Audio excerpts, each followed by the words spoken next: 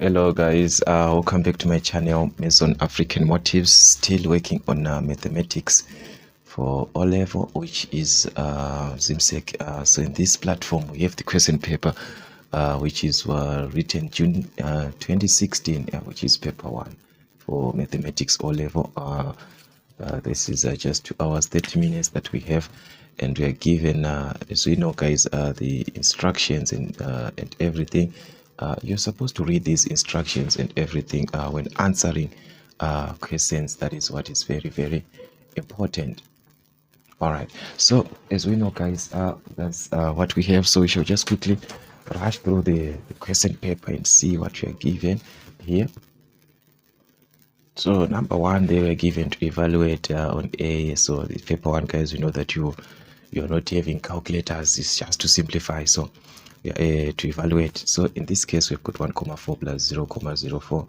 So this is just a direct addition where we just need to have our 1,4 plus 0. Make sure that the commas, they are in line. Okay, you have to write the commas in line. So this is 0, 0,4. So these commas must follow each other like this in line. Okay, so as we can see here, there is a placeholder definitely that we have, where we just have to put our 0 there so we can add. That's gonna give us 4, 1 plus 1, which is a 1. So as we can see guys, that's what we are having, 1,44. So you'll be given a space where you're going to write your answer depending with the typical question paper that you have. So you have to write your answer here, just your answer, not working. So this one guys, I think you are used to it. So anyways, let us just quickly rush through the other part, which is on B. So at B, as we can cross check here, we are given to evaluate again. Then this is division. So guys, as we know that we are given a fraction which is a mixed fraction, you have to write it as an improper fraction at least. So multiply, then we add. So it's 4 times 5, which is 20, plus 1, that's 21 over 4, divide by we multiply 2 times 3, which is 6 plus 1, which is 7 over 2. Yeah, that's 7 over 2, that one. So as we can see, if we simplify further, we have to introduce multiplication, which is going to be 21 over 4 multiplied by 2 over 7. Then now we can divide 7 and 7. This is 3. 2 into 2, that is 1. 2 into 4, that is 2. So as we can see, we can't divide anymore. So we have to multiply the relationship between the numerator and the denominator. In this case, that's 3 times 1, which is 3 over 2 times 1, which is 2, which is definitely same thing as 1.5. 2 into 3, that is 1 remainder 1, or you can write it as 1,5. That's it, and you write your answer where you're supposed to write it. In this case, I'm just showing you how to calculate these and how to write your answers guys. It's you and your final paper there, so you have to be very, very careful. On number 2a, we are given to express 31,095 correct to 2 decimal places to 2 significant figures. So that's a number that we're just given on 2a, which is 31,095. So how can we express this number to 2 decimal places? If you're talking of 2 decimal places, which means you're talking of 2 digits after the comma, so you're going to count 1, 2. As we can see, 5 is going to change this 9, 8, this is going to give us 10, and it gives 1 here, so it's going to be 31,10. Take note, it's 2 decimal places, so which means we need 2 digits after the comma. Then to 2 significant figures, we are now talking of whole numbers. These are significant figures, which means we are referring to the whole number, significant. So definitely we've got 1, 2. Okay, that's 1, 2, which is 31. Because this 0 cannot change 1, so it's going to be 31,000. All these numbers are going to be 0, 0, which is same as what? Which is same as 31. All right, so this one is just same as 31, just like that.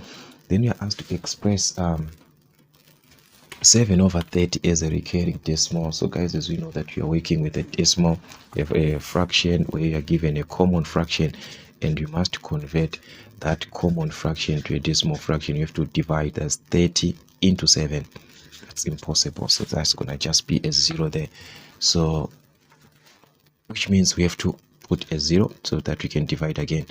But there's something that is happening the moment we put a 0, because this is now 70, this is now 30, so which means I can again cancel this 0 and this 0. It's like it's no more, because I introduced a 0, and it's like you've got 70 over 30. So instead of you working on 7, just divide this. Okay, so 3 into 7, you can work with simpler values. 3 into 7, that is into 6, is 2, remainder 1, so it's going to be a 0 there. 3 into 10, which is into 9, that is 3, remainder 1, into 10 again, that is 3, remainder 1, which is going to repeat something like that, 3, 3, 3, 3, and so forth. So now we are going to just write a 0, 2, 3, 3, just to maybe 3 decimal places where like this, so that because this is just repeating and so forth, or just 0, 2, 3, a bar like that. It's now a recurring decimal, because it's keep on repeating and so on. So guys, that's what we have in this case. Then on number 3, we are just given a number pattern that we have, and you are asked to state the next term of the pattern. So as we are given, guys, if you are working with a number pattern, it's something that you have to study. You don't have a formula like to say I'm going to use this formula. You just have to study and see what's happening with the numbers here. So as you can see, if you study properly, you see that this is 018 is 27. This was just like 0 to the exponent of 3, 1 to the exponent of 3, 2 to the if you study properly, you see that this is what was happening. So definitely the next term is 4 to the exponent of 3, which is going to give us 64. So that is what we are going to have here. 4 to the exponent of 3, remember, is 4 times 4 times 4, which is a 4 times 4, 16, and times 4, which is 64. All right, then we are given here that a length h measured to 1 decimal place is given as 9,5. State its limits. All right. On a question like this, guys, this is what you're supposed to do. You check here. Okay, this is your presentation that you're given on your final answer here, that is about your h. That your h in this case is supposed to be greater than or equal to a certain value that we do not know, and also less than a certain value there. So this is what is going to happen here. If you are given a consideration like this, guys, take note. This is greater than or equal, this is less than. All right, let's just talk about our limits. We know that our limits in here, if it is measured to 1 decimal place, it is going to be 9, we'll just subtract 1 on this number, which is going to be 45, because if I round off 9,45 to 1 decimal place, I obtain 9,5. 2, 10, this is 9,5, sorry, so it's going to be 9,54, like this. So from this value to this value, if I round off anything, it gives me 9,5. So now, in order for us to write according to how they wrote, to say h is greater than or equal to means that value is included, which means 9,45 is included on our answer. But now we are being told the value is supposed to be less than, and we say 9,54 is part of our answer. So if we say it's less than 9,54, that will be wrong. So it must be less than, you add one value here, we add 1 to this value, so it's on this one, so it's going to be 9,55. So now like this, it can make sense. So h is greater than or equal to 9,45 but less than 9,55, which means 9, we are saying this part is not included, because when you write something like this, guys, x is greater than or equal to 1 but less than 3, like this.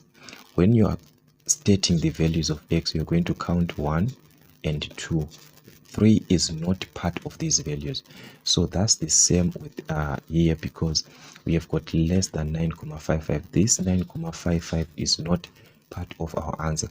We need a value which is less than 9,55, and that value definitely is going to be part of that, which means you're talking of anything that is less than 9,55, 9,54, 9,53, 9,52, all those values. So That is what we have.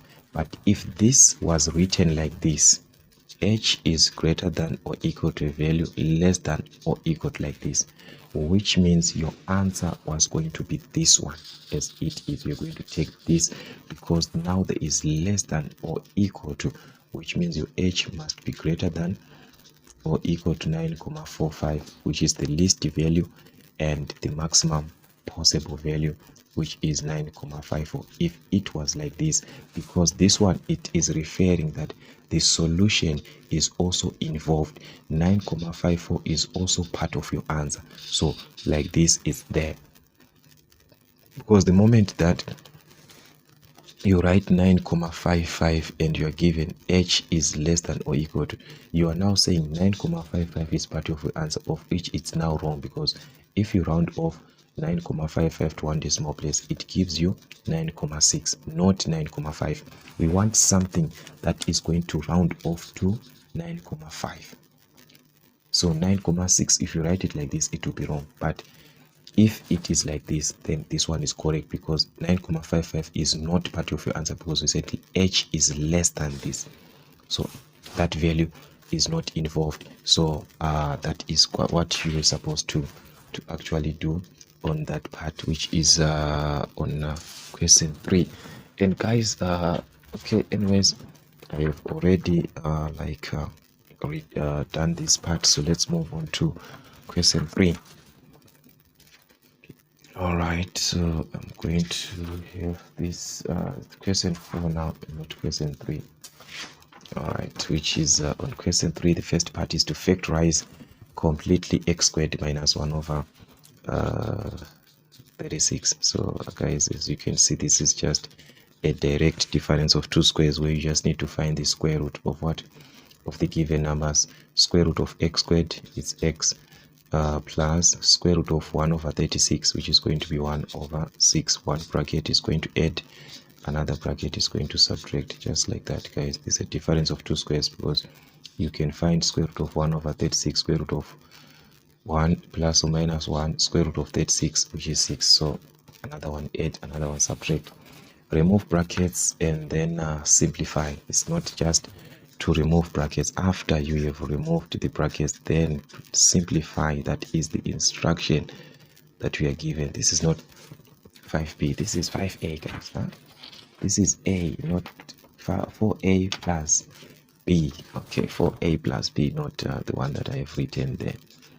This is 4a plus b into 5a minus 3b. So this is what you're given to. Remove brackets and simplify. So as you know, guys, removing of brackets, just multiply corresponding terms, this term and this term. That's 20a squared, because you've got a and a there, so it's going to be 20a squared. This one and this one, which is 4, and minus 3, which is minus 12ab. We are done with 4a, so make sure that 4a multiplies everything, then you move on to b. So b and 5, which is 5ab. Since you have written this as ab, also write this as ab. Yes, you can write as ba, but not to confuse yourself, write as ab just as you have written the first term, so that you won't face difficulties to find or to locate like terms. All right, then we move on. Still on plus b is going to be plus b and minus 3b, so it's minus 3b squared, because there's plus and minus, that's a minus, then b and b gives us b squared. So now we can collect like terms. So we've got 20a squared here, we've got like terms here, we've got ab. So it's simply minus 7 plus 5, minus 12 plus 5, which is minus 7. I'm already saying the answer, which is minus 7ab minus 3b squared. Actually, that's what you're going to have. So here's just minus 12 plus 5. Directed numbers, guys. Actually, these are question papers, so some of these topics, if you're having challenges, just type your topic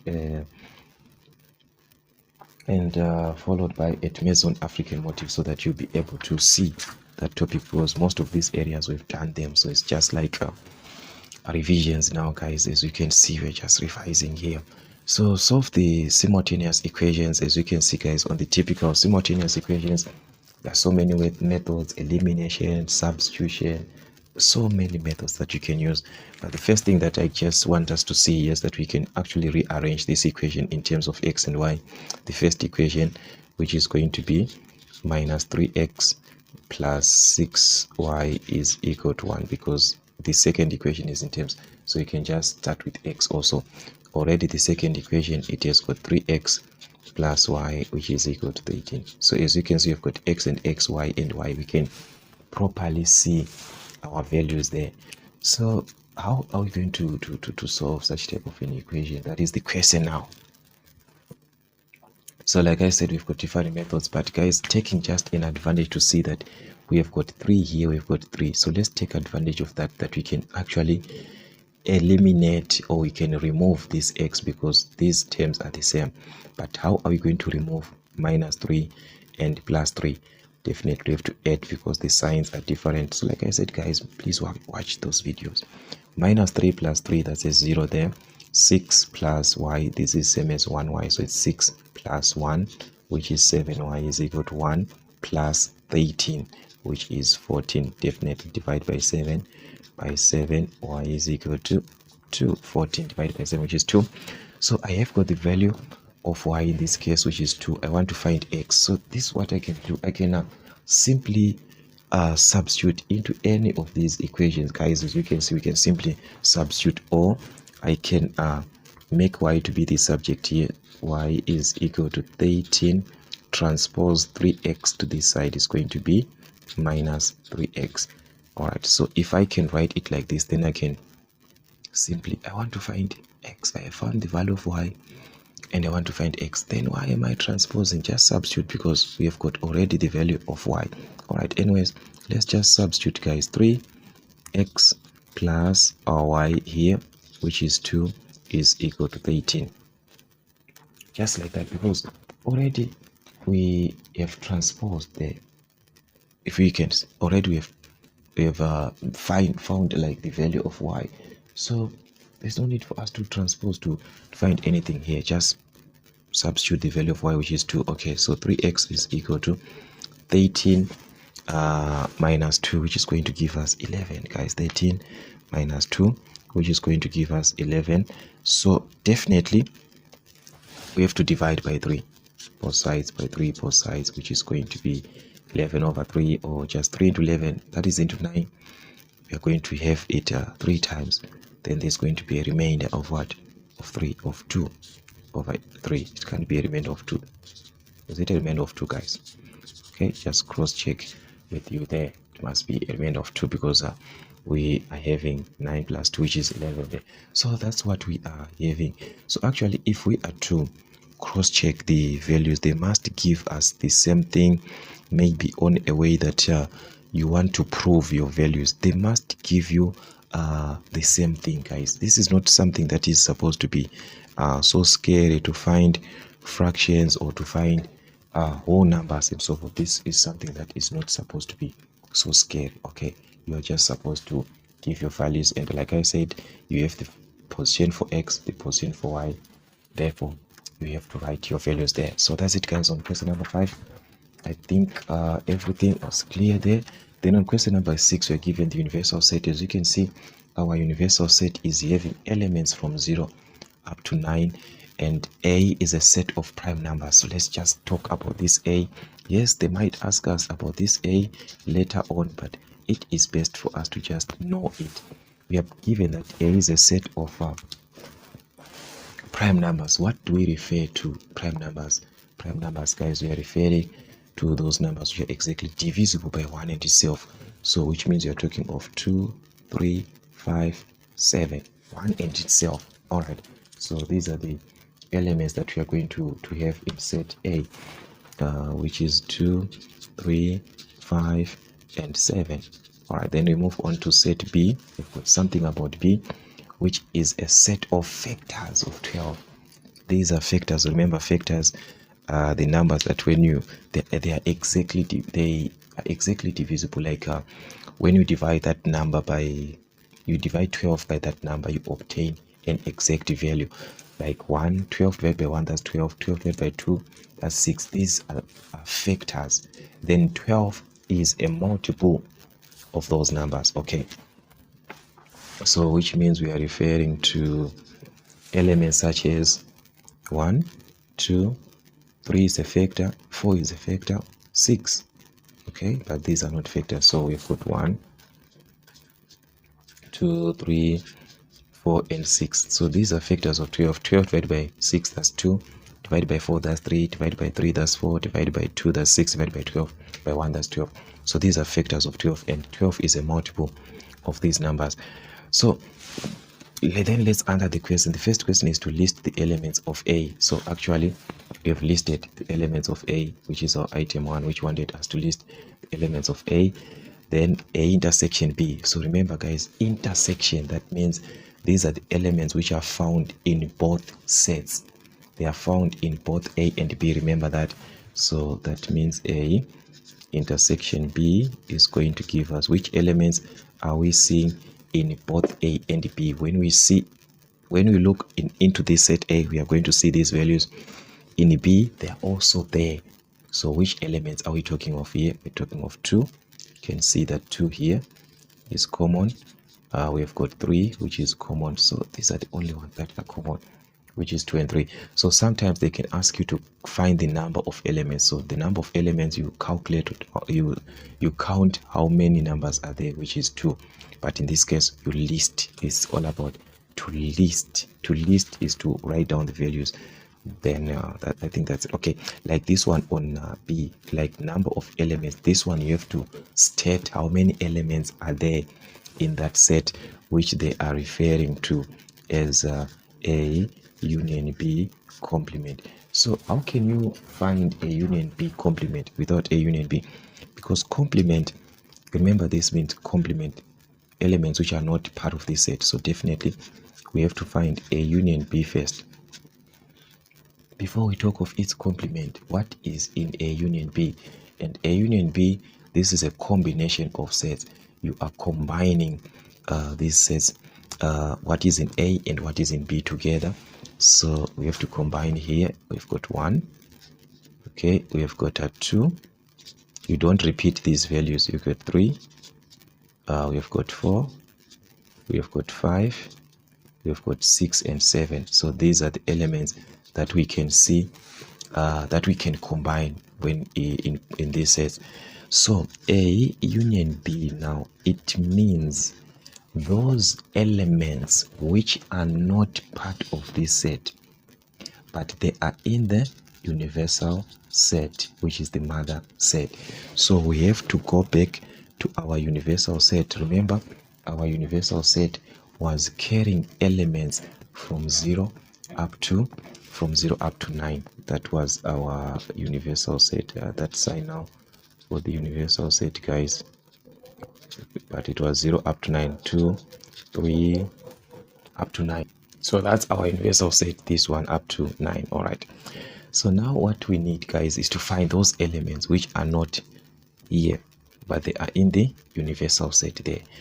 So 0 is not here, but it's there in the universal set. So that's your A union B complement. As we can see, 1, 2, 3, 4, 5, 6, 7. These values, they are there. And we are talking of 1 up to 7. These values, they are in A union B. So complement, which means not these. So which means we are talking of what? Of 8 and 9, which is left. So we have got 8 and 9, which is left. That is the complement. What is not in the set, but it's in the universal set. But the question is not to list these values, but to state how many elements are there. So therefore, number of elements in A union B complement is going to be, we said we've got how many elements? These elements 1, 2, 3. So we have got 3 elements in this case. So that is going to be your A union B complement, the number of elements which are there. So guys, as you are working with these typical questions, you must be very, very careful how you attempt the question. Anyways, that's what we had. Let's move on to another part, which is on 7A, is to expand the number that is 1, 2, 3, 4 in base 5 in powers of 5. So this is just in powers of 5, where we know that we'll be having 5 to the exponent of 0 to the exponent of 1, to the exponent of 2 to the exponent of 3, like that, where you are going to multiply 1 times 5 to the exponent of 3 plus 2 times 5 to the exponent of 2 plus 3 times 5 to the exponent of 1 plus 4 times 5 to the exponent of 0. Remember the idea of converting to base 10, but you are not going to write your answer in base 10. You just write your answer like that. That is in powers of 5. That is what the question is meaning there. Then evaluate, we're given 1011 base 2 plus 111 base 2. Give your answer in base 2. So this is 1. Okay, so this is 1011 base 2. Take note, this one has got 3 digits. So you're going to write starting here. So it's 111 base 2, like that. All right. So we want to add these two numbers in base 2. So that's the case, guys. We can simply add the numbers because already they're in base 2. So we just need to apply the normal addition. Remember, when you add 1 plus 1, that's 2, and 2 is equal to the base. Therefore, we have to divide because this number is equal to the base. So remember, we said we divide by the base. 2 divided by 2, that's 1, remainder 0 here. So we're going to put our remainder. Then we carry 1 here. So we are in base 2. We add again 1 plus 1 plus 1, which is 3. So 3 is more than 2. We divide 3 divided by 2, which is 1, remainder 1. 2 into 3, that is 1, remainder 1. So your remainder on your answer, then this number, you have to put it here, you add it. So it's 1 plus 1 plus 1, which is 2, which means you are back here where we added 1 and obtained 2. We said 1, remainder 0. So you're just repeating here. So we're going to put our 0 here and our 1. So 1 plus 1 still it's 2, which is 1, remainder 0. So a 0 here. Then we carry a 1 on the next step. Then it's 1 plus what? 1 plus 0, because definitely we don't know, we are not having a value here. So 1 plus 0, which is 1. So take note, only the values that you write here must be below the number 2, because that is your base. The numbers that are in base 2 are supposed to be below base 2. That is why you divide by this base, so that they will be in within the given range of values which are supposed to be used in that base. Okay, anyways, express on number 8 0.5 liters into cubic centimeters. Guys, these typical questions, they are just testing you guys. It's just like a test there. 0.5 liters in cubic centimeters. How can I simplify this in cubic centimeters? These are not cubic meters, these are cubic centimeters. All right, if you know these relationships, then it's going to be easier for you, because we know that in a liter we actually let's just talk of cubic meters. Okay, that's going to be easier. In a cubic meter, we know that we actually have 1000 liters, which is 1 kiloliter. And these are cubic meters, these are cubic centimeters. So just see how difficult it is for us to convert again. But we know there's a simpler conversion which says that in a cubic centimeter we have got 1 mil. These two, they are equal. So which means 1 milliliter is equivalent to 1 cubic centimeter. So working with this, it's going to be easier because we have a relationship between liters too. We know that in a liter we have got 1000 milliliters, which is 1000 mils.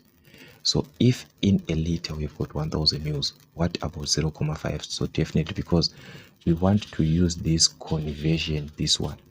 So in order for us to use this conversion, it means this must be in milliliters, because you're talking of milliliters here. So we have to convert, guys. 0.5. all right, sorry for that.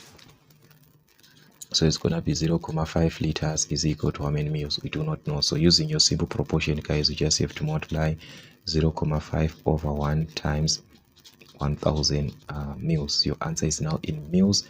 So 0.5 times 1000, that's 500. Just move. This is paper 1. So someone will be, how do I multiply? Just move 3 commas to the right. You're multiplying by 1000. 1, 2, 3. Put your zeros here. So it's 500 comma whatever that you'll be having. So it's just 500 mils. So which means this 0.5 liters is equivalent or is equal to 500 mils. And we said a mil and a cubic centimeter, that it's 1:1. When this is 1, this is also 1. So it means definitely this is going to be 500 cubic centimeters, because when this is 1, this is 1. When this is 2, this is also 2. When this is 3, this is also 3. So if we've got 5,000 mils, we have got what? We have got if we've got 500 mils, we have got 500 cubic centimeters, because these are equal. 1 mil is equal to 1 cubic centimeter. So 500 must be equal to 500. So therefore, it simply means this 0.5 liters is equivalent to 500 cubic centimeters, because we want our answer in cubic centimeters. All right, so that's it, guys. Just a matter of playing around with these values. Anyways, I don't know what is best for you. On B, we are given on 8B that there's a certain woman that is actually earning $275, and had their salary increased by 5%. Calculate a new salary. All right, so this is it, guys. We have a woman, and this woman is actually having or is obtaining $275, and then there's a 5% increase. So guys, this type of a person, there are so many ways that you can actually do it. Someone can find 5% of the value, because there's a 5% there. So someone can find 5%. Remember, 5% means 5/100 of the value, which is 275. As I don't know how you're going to do this divide. I don't know, maybe by 25 it's gonna be easy, or we can reduce by 5 here, 1 by 5 into, which is going to be 20, isn't it? That's 2, and here, which is a 0. Then you can divide by 5, that is 4 here. 5 into 27, 5 into 27, that is 5, actually remember 2 into 25, which is again 5. So you're going to be left with 55/4. But we have to simplify, because this is, we are talking of money, so you can't write our money as a fraction. So we have to write it as a decimal fraction, not as a common fraction. So guys, let's divide 4 into 5. That is going to give us 1. So that's 4 into 5 here, which is 1 comma, not comma, but we are going to give here because it's a remainder of 1 here. Then into 15, which is going to be 4 into 5, that's 2 into 12, which is going to be like 3 times into 12. Then there's a remainder of 3. Okay, then this one, we are now having a comma here. 4 into 30, that is into 28, is going to be 7 times, and there's a remainder of 2 into 20, which is 5. So which means this is your 13%, I mean your 5% of this value, and it's an increase. Definitely you have to add. That is an increase, you add. If it is a reduction, a deduction, you subtract whenever you are having a decrease.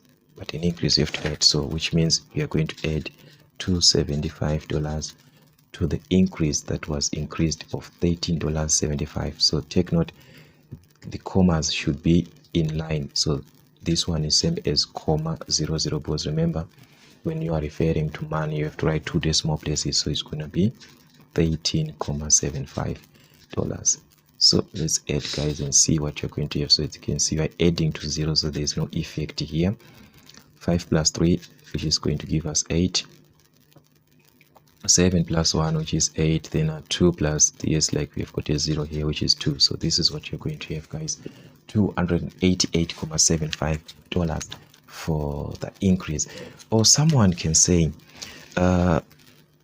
for that amount that she is earning at that moment, before any increase was done, it means that amount was 800%. Before anything happens to this salary, which is $275, before anything happens, that is 800%. Then they decided to increase it by 5%, which means 800%. If we increase by 5, we are now at 105%. So what is the equivalent at 105%? Simple proportion. You can see, you can find your answer. 105% and 5 is the one that you want to calculate. Whether it's more or it's less, this one does not even make sense. You just write what you want over what you're given. You want to calculate this one for 105, so it's the one that you write on top. So over 100 times $275. So now you have your answer in dollars. So you have to play around to reduce these values, guys, until you obtain that answer of what? Of 288.75. So play your gymnastics well. You have to obtain that same answer there. All right, anyways, that's what we had. Guys. So we have to move on to the other question now, which is on question 9. So in question 9, we are given a function. That one is a function which is on functional notation, where we are given f of x is 1 over x squared. And the first question is just find f of minus 3, guys. So as you know, guys, f of minus 3 is simply to substitute in place of x. You substitute minus 3, so it's going to be 1 over minus 3, but there is a square, take note. So it's minus 3 squared.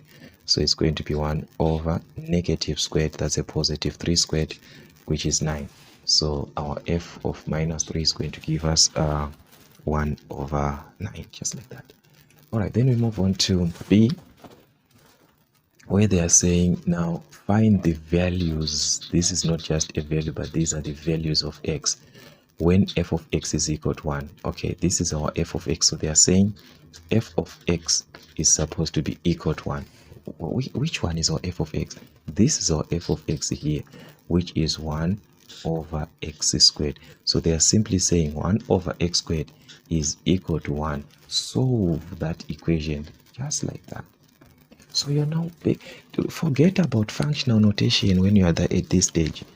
You are now back to your normal equations. How do you solve such type of an equation? The issue of removal of fractions and so forth, where this one is same as 1 over 1, where you can cross multiply. So it's going to be 1 times 1, which is 1 is equal to x squared, times 1, which is x squared. So if we say 1 is equal to x squared, or x squared is equal to 1, is this wrong? It's just one and the same thing. So to remove the square, introduce the square root. So remember, square root of any number is plus or minus 1. So that's what you're going to have. So on your answer here, there is x is equal to O. So you're going to have plus 1, or another one is minus 1. You don't write x, guys. Just write the answer here. That is what you need. All right. So anyways, that's it. That's how they ask these questions, and or what you're supposed to actually do. So if you have any question, guys, that you're still maybe having some challenges, let me know. But I think almost all these areas have been done before. If you have been watching our videos, I think all of this is just a repetition. So on number 10, we are given x is equivalent to a q squared plus b q squared, and there we are being asked to express q in terms of a, b, and x. So to express q in terms of a, b, and x is simply to make q to be the subject of formula. That is what they are saying. So make q to be the subject. X is equivalent to, what can I do here? Factor out, because the q is common here, so I can factor out q squared. So if I factor out q squared, I'm left with a plus b. Remember, this one is out of the bracket, so you're left with a. Here you're left with b. So you want to find q, so definitely this bracket is affecting by multiplying, so divide by it, because it's multiplying.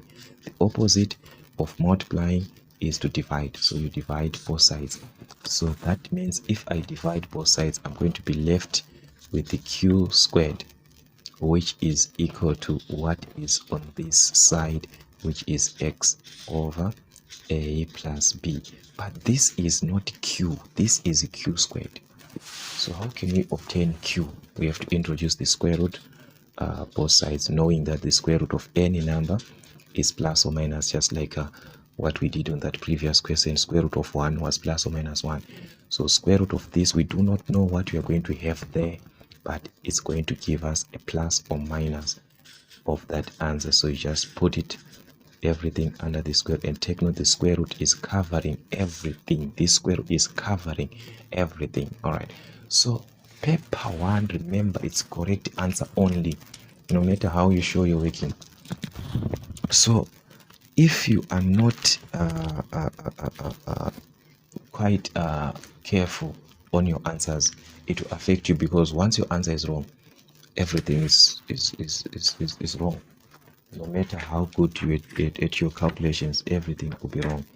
All right, v is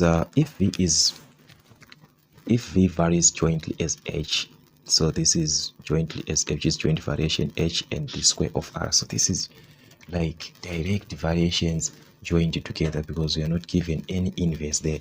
So the first question is to write the equation of v and what a constant c. So the first thing that we know is that we are supposed to have this in terms of a variation. So we are going to have v varies jointly as what, as h, and as the square of r, which is square, that is r squared, like that. So now we are told to introduce a constant, which is a c. So it's going to be c h r squared, like that. So that is how it is going to look like in terms of that constant, what, in terms of that constant c. That's it on A. Then on B is now to find the value of c if v is 440. So 440 is equal to, r is 2 and h is 35. So h is 35 times r, which is 2. So r is 2 squared, definitely, times c, like this. So you substitute here. Okay, so you can write your equation first, then you substitute, but that is where it's heading, because already you have this value. So this is paper 1, guys, where you do not have a calculator. So why do you have to simplify these values further? Because you're not having a calculator. Just leave it like that. All right, so you want to calculate c, just leave this like this. Multiply by 2 squared here, 35 times 2 squared, just like that. This cancels, so which means your c is equal to whatever that you're going to have here. But as you can see, I can simply divide, because this is same as 440 over 35 times 2 squared, which is 2 times 2. So it can be easier for me to reduce, because I can simply reduce 2 into 2, that is 1, 2 into 4 here, that is 2, into 4, that is 2, into 0, that is 2. I'm now left with 220. 2 into 2, that is 1, 2 into 2, that is 1, 2 into 2, that is 1, 2 into 10, that is 1. Because this is paper 1, you do not have a calculator, so if you multiply, you are getting bigger values that are going to be difficult for you to work with. Anyways, we are now left with 110 over 35. So what can we do? Because we have to reduce 110 over 35. Which number can we choose here? All right, let's just say 5. All right, by 5 here, 5 into 35, that is 35 divided by 5, which is 7. Okay, 5 into 11, that is 5 into 10, that is 2. Remainder 1. 5 into 10, which is 2. So we're going to have 22 over 7. So therefore, our c in this case is actually 22 over 7.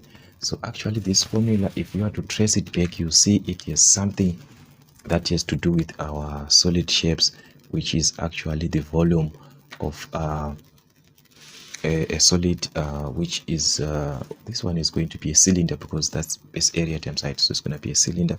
If you know your solid there, you'll see that it's actually from there.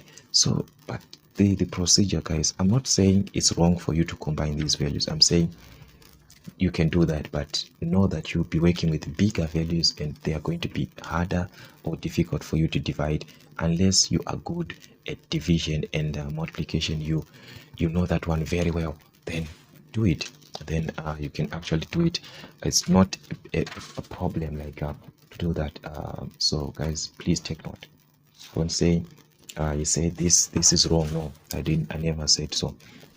On 12a, you are asked to solve the simultaneous, not the simultaneous, but this is an inequality actually. All right, so we are given on 12a an inequality of minus 2 into 2x minus 7, which is greater than or equal to 38. So there are so many ways that you can do to solve such type of an inequality. As for me, I could decide to just divide, because this 2 is affecting the bracket, so I can just divide by -2 both sides, remove this. That's me, I can do that. And what can I obtain if I do this? I'm going to obtain 2x minus 7. Remember, I have divided by a negative value, and these are inequalities where we know the moment you divide by a negative, the inequality sign reverses. So it's now 38 divided by -2, which is -19, guys. As we know that 19 times 2 is 38. So 38 divided by 2 is going to be 19. So transpose now, -7 to this side is going to be a +7. So you're going to be left with 2x is less than or equal to -19 plus 7. It's now less than because it has changed, it has reversed. So 2x is less than or equal to 19 plus 7 from your directed numbers, guys. It simply means 19 minus 7, which is 12. Then the answer is going to be of the bigger number, which is the sign of bigger number. So divide by 2 by 2. So x is less than or equal to 2 into -12, that is -6. So this one, I am not dividing by a negative number, so the inequality sign does not change, it remains as it is. It only changes when you divide by a negative. So there are so many ways someone could have expanded the bracket, collected like terms, but still you divide by that negative and the inequality sign reverses. Okay, I'm throwing this away, but I need to use it here, because on the other part we are now given to illustrate the solution that you're given on the number line that is in the space. So as you can see, there's a number line here, and we said our x is less than or equal to -6. This is what we obtained. X is less than or equal to -6. So where can we have this? Definitely we are going to move on to -6. Less than or equal to, remember I told you that you shared that at -6. Then which values are less than -6? Definitely these are the values: -8, -10. As you can see, these values, they are less than -6. So you just point them with an arrow to say this is where our x is going to be, but this is supposed to be a shaded circle because -6 is involved when we say less than or equal to. All right, so that's it, guys. Let's see number 13. On number 13, we had guys, this is when you are studying these diagrams, study well and see what you're given. As you can see, guys, this is a diagram where you're given that AB, BC are parallel, BC is parallel to GF. So this shape alone here, these two sides are parallel, these two sides are parallel, which means this is actually a parallelogram. Remember, your parallelogram, guys, opposites, they are parallel and equal and so forth. So it is going to maintain or to use the properties of a parallelogram to the issue of corresponding angles, the issue of co-interior angles. So all these angles, you have to know how to determine them, the ones that you are given. Anyways, let us see what you are given. In this case, we are given an angle of 60 and an angle of 80, as we are seeing in the diagram. And the first question is to find BGD, which is BG to D, which is this angle here that I've indicated. So this is the angle that you are supposed to calculate, which is BGD, which is this one. So how can we have this angle here, guys? This one. How can we calculate that presentation there? So as we can see, there is a great relationship between our co-interior angles from your parallel lines, guys. As you can see, if you extend, these are parallel lines.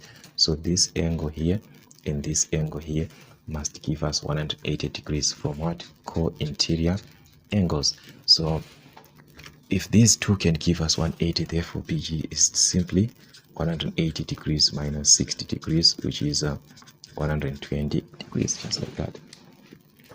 Just like that, because these are co-interior angles, guys, remember. All right, what about ADG? How can we find ADG? Which one is our ADG on B there? ADG. This is ADG. Now I have, okay, but this is the one, this one. All right, so how can we have this ADG? All right, this is what is happening here, guys. If you are to cross-check, we've got corresponding angles here. This angle here, okay, this one we said it's 80 degrees, remember. not 80 but 120, guys. Where am I getting the 80 now? This one we said is 120, or let me just write in pen so that it can be clear. This is one we said is 180, so this 120, then from 180 this one is going to give us 60 degrees, or you can just say this angle and this angle, these are corresponding angles, so this is 60 degrees. Okay, so definitely this angle, which is ADG, we are talking of angles in a triangle which add up to 180 degrees. Okay, so if angles in a triangle add up to 180, therefore ADG can be found by subtracting these angles from 180 degrees, which are inside the triangle, which is angle A and angle G. Remember, this is your G, so you add these 280 and what, and 60. So if you do this properly, you're going to obtain 180 minus 140, which is 40 degrees. All right, so this is going to give us 40 degrees here. So this is our 40 degrees. And also take note, if this is 40, this is also 40. Why? These are vertically opposite angles, so this angle is also 40. Just to know these principles is very, very important, guys. Okay, anyways, let's see what about DEG. So DEG, where can we have this one? Okay, this is our D, okay, not DE, DEF. All right, this is DEF, this one, which we are talking of this angle here, DEF. Okay, take note, we say this line, and this line, they are parallel. So I want you to see something that is happening here. Trace from B to A here, from A to E, and from E to F. You see that we are creating a Z here. There's a Z that is being created, which is, we are talking of alternate angles. So if this is 80, definitely this is also 80 from what? From a corresponding angle, Z angle. So this is 80 degrees. So definitely this is going to give us 80. We said 80, this one. No adjustments. There are no adjustments. There's nothing that you're taking there. And also for your syllabus, guys, you're not told to give the reason. It's just to calculate. So if you are able, you can just fill in your diagram according to what you know. After filling in the diagram, then you just write your answers. Well, this is paper one. Your answer is one that is important. Okay, so anyways, that's what we had on number 13. Then on number 14, we have got something here. We are given R, which is equivalent to 9 times 10 to the exponent of 6. Okay, so what do they want us to do with this R here? They just gave us that one value. So the first question is to leave, okay, evaluate leaving the answers in standard form. So whatever that you are evaluating here must be in standard form. Okay, the first question is 2R. Okay, what does 2R means? 2R simply means 2 times R, which is 2 times, this is your R here, 9 times 10 to the exponent of 6. So as you can see, guys, here we just have to multiply the number and the number, which is 9 times 2, which is 18, times 10 to the exponent of 6. Then someone will leave an answer like this to be correct. This is wrong, guys. Why? Because this number is not in standard form. Remember, standard form must be between 1 and 10. So we have to move our comma back so that it can be 1,8 times 10 to the exponent of 1. But already we have got 10 to the exponent of 6, which is already there. So now it's a matter of combining, because we know that whenever you're multiplying the bases which are the same, you add the exponent. So it's 1 plus 6, which is 7. So that is what you're going to have there. Get direct, guys, from your direct numbers, guys. All right, then B, that is R squared. So R squared means you're simply squaring that. R squared simply means you're squaring, or this R times R. That is what we know. R squared simply means R times R, and our R, we said it's this value here. So we are simply multiplying 9 times 10 to the exponent of 6 times 9 times 10 to the exponent of 6. Just like what we did on the previous question, we multiply numbers by numbers. 9 times 9, which is 81, times 10 to the exponent of 6 times 10 to the exponent of 6. The base are the same, you add the exponent, so it's 6 plus 6, which is 12. So that is 10 to the exponent of 12. But now the question is this number a standard form? No, it's not, because 81 is not between 1 and 10, so it's going to be 8, 1 times 10 to the power of 1. You are converting to standard form, times 10 to the exponent of 12. So definitely we have to add exponents 1 and 12, which is going to give us 13. Alright, so that's it, guys. In standard form now, as you know, bases are the same. So if the bases are the same, you add the exponents. So 1 plus 12, which is 13. Then the last one is the square root of r. That is the square root of r. And we said r is 9 times 10 to the exponent of 6. So it simply means the square root of 9 times 10 to the exponent of 6. But this is standard form. Can we work with plus or minus? No, we just have to work with the plus value. So square root of 9 is going to give us 3. But what about square root of 10 to the exponent of 6? Okay, there are two ways to determine the square root of 10 to the exponent of 6. Okay, the first way is that when you are dealing with the square root, remember I told you that the number inside the square root here is a 2. So you simply divide this exponent by 2. So it's 6 divided by 2, which is what? Which is 3. So it's times 10 to the exponent of 3. Or you can simply say square root of 10 to the exponent of 6 means, from your laws of exponents, remember square root means to the exponent of half. So it's 10 to the exponent of 6 to the exponent of a half. Still, we are back to this. 6 over 2 is the same as 6 times a half. This is 6 times a half, which is going to give us a 3. Square root, guys, remember from your standard form. Like I said, guys, here we are just like revising. The table shows the shoe sizes worn by pupils in a class.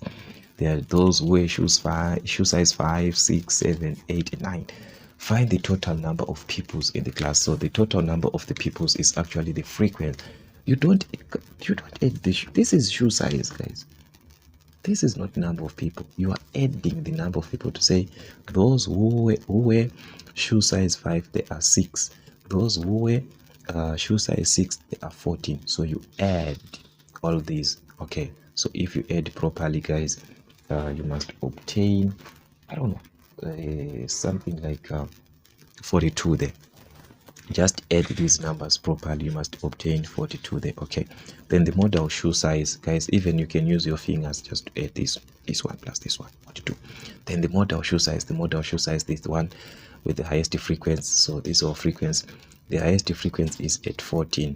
So the model shoe size is this answer, the shoe size. This is your shoe size. So your model shoe size is going to be 6. Then the median shoe size. Okay, remember, in order for you to find the median, you must find half of n plus 1, which is n is the total distribution. And we said we've got a total of 42 students plus 1, which is half of what? 43. Half of 43 plus 42 plus 1 is 43 over 2 is going to give us 20. 2 into 4, that's 2. Into 3, that's 1. And you're going to remain with 1, which is 12, 21,5. This is not your answer, this one. This is not median. That is the value that is going to give us the median shoe size, to say whenever we add, where we are going to obtain 21,5, that's where our median is from the frequencies. So we are going to add 6 plus 14, this is 20. So as we can see, we are still less than 21,5. Okay, we said 6 plus 14, we are at 20. 20 plus 12, we are now at 32. So as we can see, we have already exceeded, or have this value, or we have already obtained, because now we are at 30 something. So which means this value 21,5 is within this value at what? At 7. So that is your median. Or even you can even add from this side 8 plus 2. 2 plus 8 here, which is what? Which is 10. So as you can see, 10 is still less than 21,5. But if I add here 10 plus 12, if I add 10 plus 12, I'm going to obtain 22, which is actually above 21,5. So this is above 21,5, which means already 21,5 is inside of this value. So where you obtain that value here is still the same, which is at 7. So that is your median shoe size. So you find half of the distribution, then you use half of the distribution to find the exact value now. So that's the whole idea there. So that's it, guys. In question 15, we move on to question 16, which was actually just the application. Remember, guys, your application of straight line graphs. They we are given the equation of a straight line. L is given by 3x minus 5y, which is equal to that. So this type of equation, they actually ask this question, and you must be able to know what's happening because you are given to find the gradient of the line L. So how do you find the gradient of the line? That's the question. How do I find the gradient of the line if I'm given the equation of a line? So remember, if I can be able to write my equation in the form y is equal to mx plus c like this, m represents the gradient. So I just need to make y to be the subject. So let's transpose, guys, to make y to be the subject. So leave this on the left side. We are going to be left with, we transpose 3x now to this side. All right, so it's going to be a negative because it was a positive, so it's going to be negative 3x. Remember, you start with x, then a constant. 30 is the constant, so you end up by writing the constant, which is plus 30 like that. But y is not the subject, guys. As we can see, y is not the subject. So what can we do to make this y to be the subject? Definitely I have to divide by -5 each and every term up on the other side of the equation. That is like this. We are left with y is equal to -3 over -5. Definitely this is going to give us 3 over 5x. 30 divided by -5 is a plus and it's a minus, so it's going to give us a minus 30 divided by 5, which is 6. Okay, we are not worried about this. We are worried with this number that is affecting x. That is our gradient, which is m. M is equal to gradient. So if m is our gradient, here what is our m? This is our m, this value that is affecting x. So our gradient in this case is going to be 3 over 5. Not 3 over 5x, no, just 3 over 5. That is your gradient. All right, just like that, guys. So we move on to B, where they are now saying this line that we are talking about is parallel. The line, okay, find the equation, sorry, of a line that is parallel to L passing through -4, -5, 3 in the form of y is equal. You see the format now. They are back to that format that you must use that format. Okay, what do we know about parallel lines? We know that if lines are parallel, they share or they have the same gradient, which means this line that we are talking about, which is going to pass through this point, it is going to have the same gradient with L because they are parallel. And on L, we said our gradient is 3 over 5. So which means we have the gradient is there, is 3 over 5. We have a point where this line it is going to pass through. This line is going to pass through -5, 3. So if this line is going to pass through this point, remember this is your x and y. That's how you write your point. And we are given to write our answer in this form of y is equal to mx plus c. All right, y is equal to mx plus c. What does m represent? Remember, we talked about this from this previous part. We said m represents the gradient. Whenever you see m, you see the gradient. This is r, the gradient. So if m represents the gradient and we have that gradient here, because already we calculated the gradient and it's 3 over 5. So the gradient is there. So what are we going to do? Simply substitute this into the equation, which is going to be 3 over 5x plus c. So as we can, it's a stage by stage process.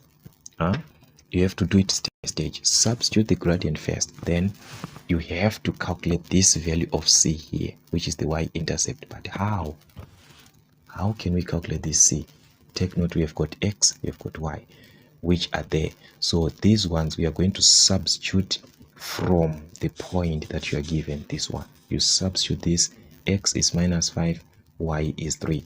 So just substitute y is 3. All right, when x is equal to what? When x is equal to minus 5. So it's 3 over 5 times x, which is minus 5, plus c, which is the one that you want to calculate, because you are supposed to have your answer in this format. So you have, in this format, you must calculate the value of m and the value of c. X and y, these are variables. You don't calculate them. Okay, so that is why you see calculating this c. So guys, this one is same as over 1, so this one and this one can cancel. So 3, this will be minus 1 times 3, which will be minus 3 plus c. So remember, I want to calculate c, so we can transpose minus 3 to this side. Is going to add, which will be 3 plus 3 is equal to c. So c gives us what? 6. So we have got the value of c, which is 6. So therefore our equation is going to be y is equal to mx, which is 3 over 5x. So we've got 3 over 5x. Now we have calculated our c plus c. We said our c is 6. We're just going to add 6 like that. So that's our equation. So that's what you're going to have as the equation of line. So take note, this is not the only way of doing this. Some they are used to that old. No, it's not old still, because it's still in mathematics, so we can't say it's an old way. But we are used to this one of writing y minus y1 over x minus x1 is equal to gradient. Still, you must obtain the same answer. So it is going to be y minus y1, which is the value of y here at this point, which is 3. So it's y minus 3 over x minus x1. Our x1 is minus 5, so it's going to be minus 5 like this, which is equal to the gradient 3 over 5. So you have to play your gymnastics until you obtain the answer. So let me just do it. Okay, y minus 3 over remember, we've got y minus 3 here. It's going to be x minus minus, which is a plus. So it's x plus 5, which is equal to the gradient, which is 3 over 5. So someone can use this way. Still, you must obtain the same answer. Just cross multiply. That's 5 times y there, which is going to be 5y. 5 times minus 3, which is minus 15. Okay, this 5 multiplies everything. It multiplies y and 3. 3 do the same, multiplies 3 and 5. So it's 3 times x, which is 3x. 3 times 5, which is 15. Alright, since we want to make y to be the subject, we are going to be left with 5y is equal to transpose. We have got 3x minus 15 to this side is going to be 15. So as you can see, it's plus 15 plus 15, which is 30. So to make y to be the subject, divide by 5 throughout. So y is equal to 3 over 5x plus 6, because 30 divided by 5, that's 6. So as you can see, we have got the same answer, but different ways of just like it's just like a presentation, different presentation, but everything is just direct there. All right, on number 17, which is one of the major questions that you're supposed to actually understand and know on similarity there when you are working with a scale, because whenever you are working with a similarity, you have to know this part of a scale. So we are given that there is a scale of a map which is given as 1 is to 250,000. So remember, guys, what I always say, that this presentation means 1 centimeter as to 250,000 centimeters. That is what this presentation means. So if we say 1 centimeter as to 250,000 centimeters, definitely we can convert this to any basic unit that we need. All right, so here they are saying find the distance on the ground in kilometers that is represented by 5 centimeters length on the map. So this is what is on your map, and this is what is on the ground. Always, whenever you're working with the scale, you represent what is on the map versus what is on the ground. So like I said, we can play around this now to say, okay, if we are saying on the map 1 centimeter is representing 250,000 centimeters on the ground, therefore let us know how these centimeters, how many are they in kilometers, in meters. So how can I do this? I know that in a meter, I simply have 100 centimeters. Maybe I want to do this stage by stage. So in a meter, I've got 100 centimeters. So simply I can divide this by 100. So that means 1 centimeter on the map is going to represent, divide these two zeros here, I'm going to be left with 2,500 in meters because I converted to meters. This value, you can play around no matter how you want to present it, in meters, in kilometers, wherever you want to. But since we want this value in kilometers, definitely we have to convert to kilometers, and we know that in a kilometer now you are referring with meters. We have got 1,000 meters, so definitely to convert to kilometers I have to divide by 1,000, still representing 1 centimeter on the map. So if I divide by 1,000, this is going to be 0, 0 here, 25 divided by 10, which is 2,5 kilometers now. So we are saying that on a map, 1 centimeter is representing 2,5 kilometers on the ground. This is what we see on the map. This is what we see on the ground. All right. Or you could have just said, since you know, maybe you know these conversions in a better way, you can simply say, okay, I know that in a kilometer, I have got 100,000 centimeters in a kilometer. So if in a kilometer I've got 100,000 centimeters, definitely I just need to divide this by 100,000. So 250,000 divided by 100,000 still is going to give you 2,5 kilometers. So this, you're supposed to just know the basics. I think I explained them and so forth. So here I'm just gonna rush through the question. So now we have got our conversion, guys, to say in a centimeter we have got 2,5 kilometers in a centimeter. So what is the question? The question is saying how many kilometers are represented by a length which is 5 centimeters. If we say on a map 1 centimeter represents 2,5 kilometers, what about 5 centimeters? What are we going to have in kilometers on the actual ground? We do not know. So play around 5 centimeter over 1 centimeter times 2,5 kilometers. So this can cancel. So you're left with 2,5 times 5, which is simply 25 times 5, guys. And we know that 25 times 5 is actually 125. So you got 1 decimal place here. So it's going to be 12,5 in kilometers, just like that. The answer is now in kilometers, just like that. All right. Then we move on to, so this was our A, then our B. Now they are saying the actual area in square kilometers. They are now talking of area, but this is not area. This is just a presentation to say 1 centimeter S2. So this is like your scale factor. So now you must find the area factor where you have to square these units where you have got kilometers. That is where you are going to square. So you square this part. So it's going to be 1 square centimeter is going to represent 2,5 squared kilometers. But what is 2,5 squared? 2,5 squared, guys, simply means 2,5 times 2,5. And this simply means 25 times 25, because you know 25 times 25. 25 times 25 is what? It's 600. Because this one you're supposed to know it, because it's what? It's a perfect square.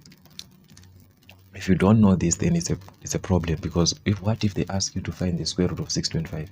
You are stuck, you see now. So you're supposed to know these square roots so that even to multiply it's easier. So if we said 25 times 25 is 625, then we've got 2 decimal places. We're going to have 1, 2, so you're going to have 6,25 square kilometers. Okay, so we are saying in terms of areas, this is now area factor. Take note, this is now area factor. So we are saying in terms of areas now, each square centimeter that we see on the map, whatever 1 square centimeter that we see on the map, it is equivalent, or it possesses a square area of 6,25 on the actual ground. That is what we are going to have on the actual ground. We have got 6,25 square kilometers. So when you answer a question on area, you must have area factor. If it was about volume, you must have volume factor, which means you raise to the exponent of 3. That is the idea, and I explained all these in different topics, and you have to just work on those. So now we want to calculate the actual area in square kilometers, represented by an area of what? Of 6 square centimeters. So if we say 1 square centimeter represents this area, what about 6 square centimeters? So as you can see, square centimeters versus square centimeters. What are we going to have here? We do not know the one in square kilometers. So just like we did, whatever you want is the one that you write on top. So it's 6/1. These are square centimeters square. As you can see, these ones will cancel, guys, so there's no need of writing them. Multiply by 6,25 square kilometers. So your answer definitely by default it will be what? It will be in square kilometers there. So you need to multiply properly, guys. Here 6 times 5, that's gonna give us 30. 6 times 5, that's 30, which is 3. 6 times 2, which is 12, plus 3, which is 15. You have 1. 6 times 6, which is 36, plus 1, which is 37. How many decimal places? 1, 2. So it's going to be like this in square kilometers. Whether you write it as 37,5 or 37,50, that one is not a matter of fact. Your answer is the one that you have. So you can write it in any way that you want, guys. Yeah, in any way that you want. Now they are giving us a condition on polygons, which is on number 18. We are given the size of the interior angle of an irregular. That one is a regular meaning all sides and angles that are equal. Find the size of each exterior. Okay, so actually this one, guys, is direct. It's just 180 minus what? Minus 135. Where are we getting this 180 minus 135? Where are we getting this? Okay, and what is 180 minus 135? This is going to give us 45. Is that so? 45 degrees.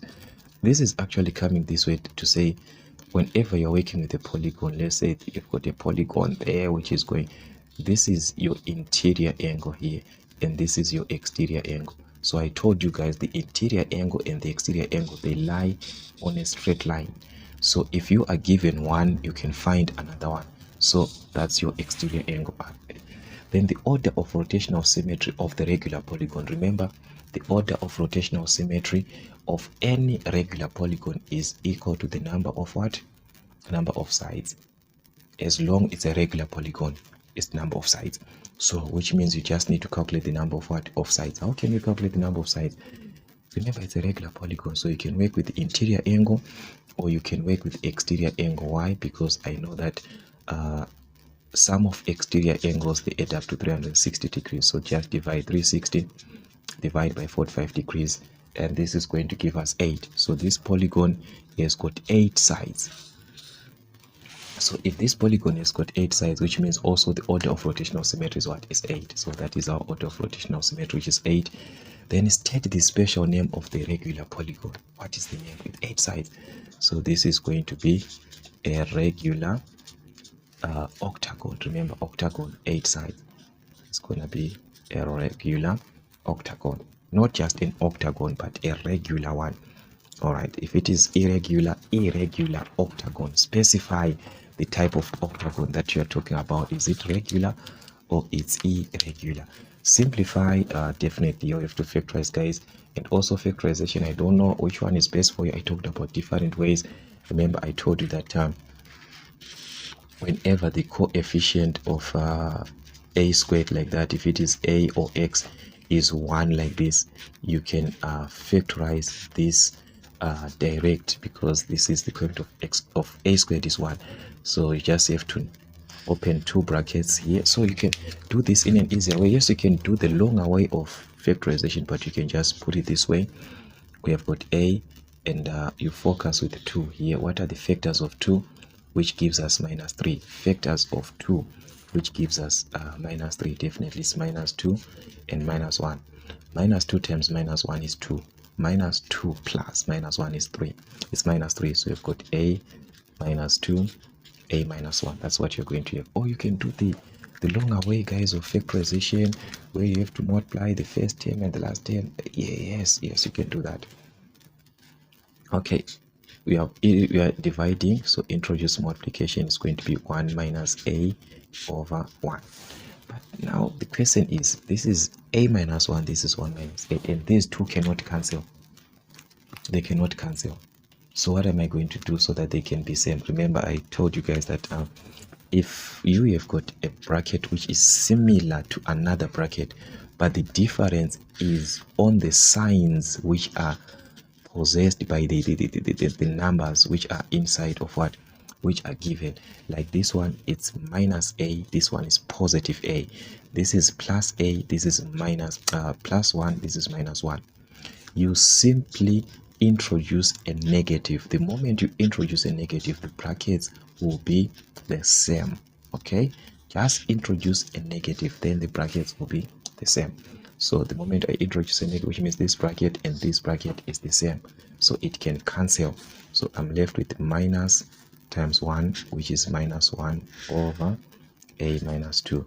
So that's it, guys. Just introduce a negative, the brackets are the same, and when the brackets are the same, they can actually cancel out. So like I said, guys, on this type of factorization, you can do the longer way, or you can just stick to the shorter way, the one that we just had there. So let us just quickly move on to number 20, where we are given a motorist left Masringo for Bait Bridge in at 21:02. The motorist spent 1 hour 30 minutes mending a puncture and 3 hours driving. The motorist average speed for the journey was 64 kilometers per hour. Okay, looks like it. Express 21:02 as a time in 12-hour clock. Okay, that 21:02 is actually a 24-hour notation. That's 24-hour notation. So how can we write this in 12-hour notation? Remember, this is 21, which is simply 9. So this one is going to be 09:02, but this is PM. Okay, that is PM. So take note, guys, if you are working with a clock, if you are working with time, make sure that you represent with 1 dot, not 2 dots like most of us do. Just a 1 dot there. Find the arrival time in Bait Bridge in 24-hour notation. Then what was the arrival time?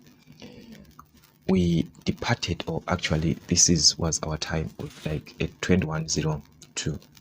Then there was time which was spent during the way where we've got 1 hour 30 minutes, which was spent mending the tire, 3 hours of driving. So we need to combine these together. Okay, so let's just start by combining our times together so that we can see what was the total time which was taken. So we remember we've got 1 hour 30 minutes, okay, of mending the punch, which is 1 hour 30 minutes.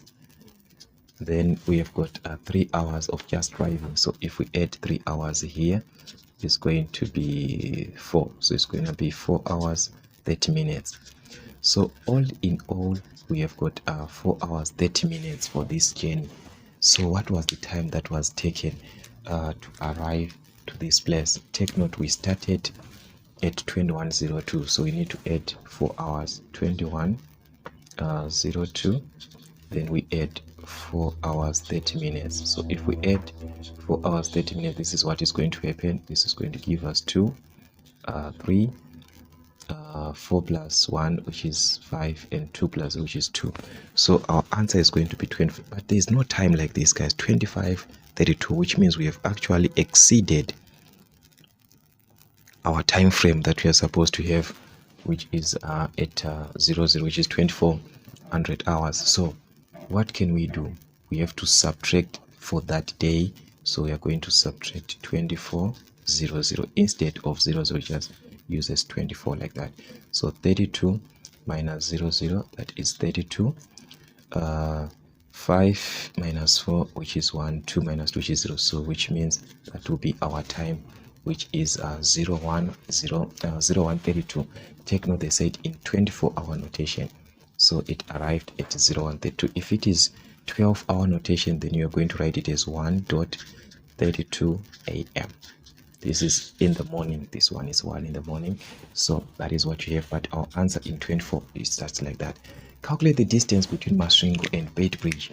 What is the distance between the two cities that we have according to this? Okay, take note, we are given the total time which was taken to travel from these two cities from one to another, and we are given also the speed, which is 64 kilometers per hour. And we know that remember guys, I told you about this your DST thing, that you are supposed to know this very well: distance, speed, and time. So we need distance, which is simply speed times what? Speed times time. So that is our distance, which is speed times time. So the speed, we have the speed. Yes, we are given the speed, this one, which was 64 kilometers per hour. So you've got 64 kilometers here. The motorist average speed for the Gen was 64 kilometers per hour. But the time now, we said we took 4 hours 30 minutes, and this time is supposed to be in hours, because remember, you have to work with the total time, and this is 4 hours 30 minutes. So 4 hours 30 minutes in hours, how many hours do we have? 30 minutes in hours simply means 1 half, because it's 30 over 60, which is a half hour. So you have got 4 hours plus a half hour, which is 4.5 hours. Your time is supposed to be in hours. So this is what we have, but we have to multiply this to this value, which is 4.5. So definitely times 4 as an improper fraction, which is 8. 4 times 2, which is 8 plus 1, which is 9 over 2. So as an improper fraction, it is going to give us 9 over 2. That's 64 times 9 over 2, which is just play around with the numbers, guys, because the same as over 1. So 2 into 2 is 1, 2 into 64, which is 32, then 32 times 9, which is going to give us I don't know, something like 288. So just make sure that you play around with your values properly. So this is distance, which is actually measured in what? In kilometers. Distance in kilometers. So as we can see, guys, some of these questions, they'll be a little bit like direct. All you just need is to revise along the lines so that you'll be able to answer as many questions as possible. Anyways, let's see another question that we are given on 21, where we are given to find the value of x, given that all right, we are given the matrix A. Then there's a presentation here where they wrote like this: is equal to minus 2. If you check our classes, I talked about this. We said this represents the determinant. So this is the determinant, where we know that determinant is the product of major diagonal minus the product of minor diagonal. Okay, so that is the determinant. So we are going to find the determinant from the matrix of minus 2 to 14x that we are given, and equate that determinant of A to negative 2. So remember, determinant is the product, guys, of the major diagonal, which is this is your major diagonal, which some they use A, B, C, and D. They say AD minus BC. It's one and the same thing. So it's major diagonal, which is minus 2 times x minus the minor diagonal, which is 14 and what? 14 and 2 together. They must give us this determinant of minus 2, because already they calculated that determinant for us. So it's just equating to that determinant so that we can calculate x. So minus 2x minus 2 times x, which is minus 2x, minus 14 times 2, which is 28, is equal to minus 2. So you can transpose minus 28 to this side is going to be plus 28. So minus 2 plus 28 simply means 28 minus 2, which is what? 26. Then we can divide by negative 2. So x is going to be negative 2 into 2. That's 1. 2 into, which is 3. So it's going to be negative 13. All right. So That is the value of x provided for that determinant that we have. So here we have got minus 13 there. All right. Now the other question is to find a to the exponent of -1, which means what? The inverse of a. Hence it's a continuation. So we know that the inverse of a matrix is equal to 1 over the determinant. So it's 1 over, already the determinant is there, which is -2. So it's 1 over -2 into, remember what happens in the major diagonal, that you transpose, you interchange the numbers. So -13 is going to be written here, -2 here. So it's -13 -2. Then in the minor diagonal here, where we've got b and your c, you multiply by a negative. So it's negative times 14, which is -14, negative times 2, which is -2. All right, so that's it, guys. We can have our answer. Remember, a negative can not be written like this. You can write it on top, which is -1 over 2 is equivalent, into -13 -14 -2. That's what you're going to have anyways. But guys, this is so weird. We have a matrix full of negatives. We can easily factor out that negative. So you can leave your answer like this, is fine, or someone can just factor out that negative here, which is -1, and you'll be left with +13, +14, +2, +2, like that. So it's now -1 and -1, which is a positive half, just like that. It's 1 and the same thing. This one is just 1 and the same thing. So okay, depend, guys. So many ways of killing a cat, actually. So that's what we had. This one we already done it, 21. Okay, so we have to move on to 22. And on 22, there we are given a logarithm that is given log m base b is equal to x. Express m in terms of, that is to make m to be the subject, guys, on that question, isn't it? Because we are given log m base b, which is equal to x. Remember, from your log form to exponential form, I told you that this number m is equivalent to the base, to the exponent of x. So it's b to the exponent of x, just like that. Now m is the subject, guys, just like that, just like that. All right, another question which is on b item 2 is to evaluate this logarithm, which is the logarithm of 1 over 64 in base 4. Okay, how can we evaluate this? There are so many ways actually that we can do. We can simply introduce that concept to say, let log 1 over 64 in base 4 be equal to x, since we do not know the answer. So we can convert, just like what we did here, we can write it in exponential form. So which means it's gonna be 1 over 64 is equal to the base here to the exponent of x. So it's 4 to the exponent of x, 4 to the exponent of x, like that. All right, so we want to calculate x. So definitely consider 1 over 64, remove the x, 1 over from your laws of exponents, 1 over, same as 64 to the exponent of -1, which is 4 to the exponent of x. So how can we make these to be in the same base, like 64 and 4? So 64 in base of 4, remember, is 4 to the exponent of 3, but there is an exponent which is already there of -1, which is going to give us 4 to the exponent of what? Of x. The bases, once the bases are the same, guys, it means the exponents are the same. So 3 times -1, which is -3, is equal to x. So therefore, all this logarithm that you are giving is going to give us what? Is going to give us -3. So like I said, there are so many ways. Someone could have just done it this way to say, okay, at this stage, I can simply write this. 1 over 64 here is same as 64 to the exponent of -1 in base 4. All right. Log, you can write this in terms of the same number, which is same base here. So 64 in terms of 4 is 4 to the exponent of 3, just like what we did here, and 3 times -1, which is -3 in base what? In base 4.